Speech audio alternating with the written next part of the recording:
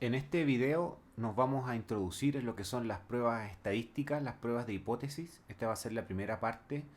De alguna u otra manera ya lo hemos visto en los videos anteriores, pero ahora vamos a revisar cómo se realizan estos test estadísticos, estos test de hipótesis. Lo vamos a desarrollar a través de un ejemplo, pero antes necesitamos saber algunos principios de algunas definiciones de lo que son estas pruebas estadísticas y en qué se basan. Primero recordar el planteamiento de la hipótesis. Recordar que la hipótesis alternativa o la HI es la del investigador. O sea que él siempre se pone en el caso de que existen diferencias significativas. Y la hipótesis nula es que no existen diferencias significativas. Entonces, a través de la estadística, va a servir si se rechaza o no la hipótesis nula, de que si existen diferencias significativas o no. El otro concepto importante es el nivel de significancia, que es el valor alfa, que es la probabilidad de fallar en la estimación o aceptar nuestra hipótesis como verdadera siendo que de verdad es falsa. Y esto lo vimos en la definición de p-value que lo vimos en los videos anteriores. Entonces va a ser la diferencia entre el nivel de certeza, que es 1, y el nivel de confianza, o sea, 1 menos alfa. Por ejemplo, si tengo un nivel de confianza del 95%, el valor de significancia, el valor alfa, es 100 menos 95, o sea, el 5%. Ya, si lo llevamos a un número decimal, va a ser 0,05. ¿Ya? Y ese es el p-value. El p-value menor a 0,05 va a determinar que existen diferencias significativas. El otro concepto es la potencia de la prueba, que es el valor de 1 menos beta, y es la capacidad que tiene el estudio para rechazar una hipótesis nula falsa o capacidad que tiene el estudio en detectar diferencias cuando verdaderamente las hay. Yo quiero que se queden con estos conceptos, se vayan quedando de a poco, los vamos a ir desarrollando a través del video y les va a ir quedando un poco más claro. Los métodos estadísticos se basan según la naturaleza de la variable. Si la distribución de los datos son normales, o sea, existen muchos datos, van a haber métodos paramétricos. Y si la distribución no es normal, o sea, cuando se utilizan pocos datos, los métodos van a ser no paramétricos. ¿Ya? Por ejemplo, la evaluación si es que existe asociación o relación entre dos variables categóricas. Esto lo vemos mucho en los estudios de casos y controles. Hay pruebas paramétricas y no paramétricas como lo dijimos anteriormente y sabemos que existen pruebas para determinar relación entre dos variables categóricas. Estas pruebas son el test de chi cuadrado y el test exacto de Fisher. Aquí con estos tipos de estudios, en este tipo de estudios, casos y controles, siempre se construyen tablas de 2x2. Entonces, ¿cuál usar? Vamos a utilizar el test chi cuadrado o el test exacto de Fisher. Cuando se utiliza el chi cuadrado, en la tabla de 2x2, cuando se van a construir, van a quedar casillas dentro, ¿no es cierto? Van a quedar 4 casillas. Estas casillas, todos los valores deben ser mayor que 5. ¿Ya? Y de nuevo recordar que la hipótesis del investigador o la hipótesis alterna es que existe relación. Y la hipótesis nula es que no existe esta relación entre estas dos variables. Si el p-valor, el p-value, es menor a 0,05, voy a aceptar mi hipótesis, o sea, voy a decir que existe relación entre estas dos variables. ¿Y cuándo se utiliza la prueba exacta de Fisher? Cuando en estas casillas de 2x2 los valores son menores a 5 o en una casilla hay un valor menor que 5. Entonces, nuevamente, al igual que el test de chi cuadrado, la hipótesis alterna o la hipótesis del investigador es que existe relación. Y la hipótesis nula es que no existe relación.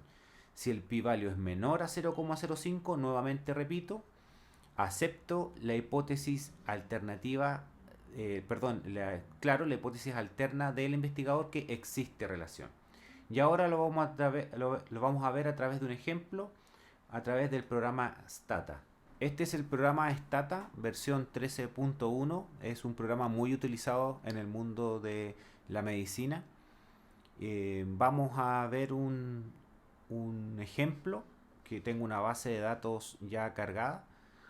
Aquí les puedo mostrar esta base de datos donde están codificados algunas variables. Por ejemplo, low significa eh, niños que tuvieron bajo peso, menor a 2,5 kilos se codificó como 1, ¿ya? Y mayor como 1, que es que tiene la condición de bajo peso, y 0, que no tiene la condición bajo peso, o sea, mayor a 2,5 kilos. Y dentro de esta variable que yo quiero estudiar, tengo otras variables que son las variables independientes. Esta sería la variable dependiente, que la dicotomicé a pesar que esta variable peso es una variable cuantitativa continua. Yo la puedo dicotomizar y dejarla como una variable categórica, como se hizo en este ejemplo, ¿ya? Donde repito, 0 que no tiene la condición de bajo peso y 1 que tiene la condición de bajo peso. Y el corte se hizo a los 2,5 kilos.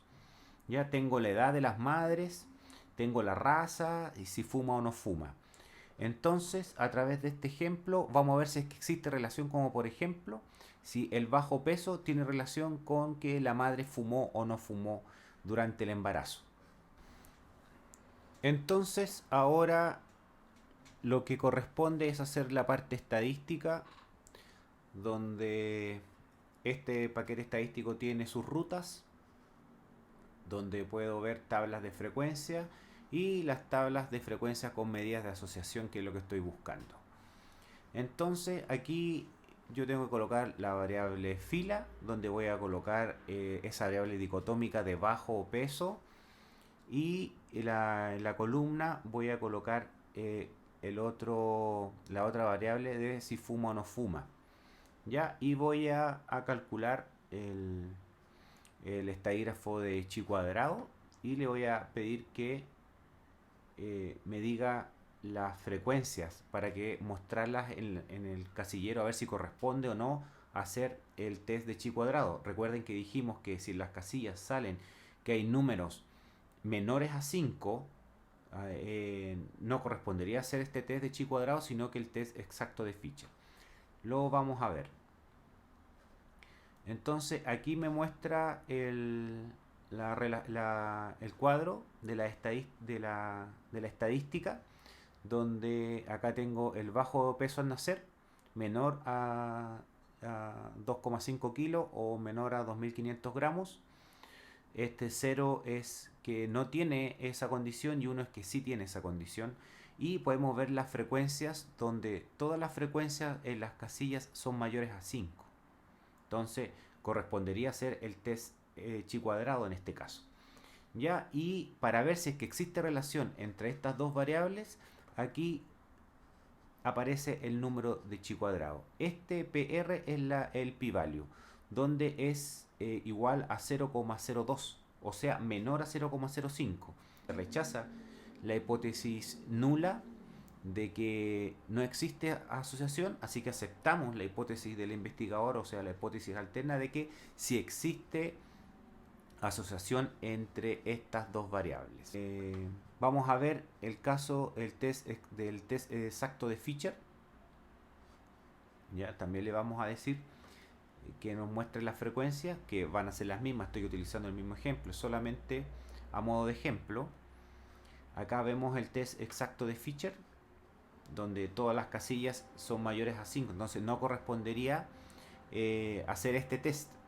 Pero a modo de ejemplo, para que ustedes vean cómo se reporta este test, el test exacto sería, el p-value sería este, donde también es menor a 0,05, así es que también decimos que existe relación entre el bajo peso y que la mujer fume o no fume. ¿Ya? Acá en algunos datos también podemos ver que cuando hay 30 niños que tienen eh, que tienen bajo peso y la mujer fumó. Acá tenemos 44 niños que la mujer fumó y no tienen bajo peso. Ya acá hay 86 niños que no tienen la condición y no fumaron. Y acá tienen 29 niños que la mujer no fumó y tuvieron igual bajo peso. ¿Ya? De todas maneras, a través de este ejemplo podemos observar que el p-value en ambas situaciones, tanto en chi cuadrado como en el test exacto de Fisher, el p-value fue menor a 0,05, así es que existen diferencias significativas.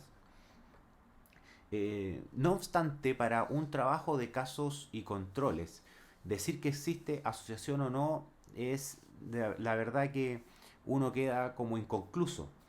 Entonces lo que correspondería es reportar los OR o los out ratio, que también los vimos en el video anterior de los ejemplos de casos y controles, que también los podemos sacar así.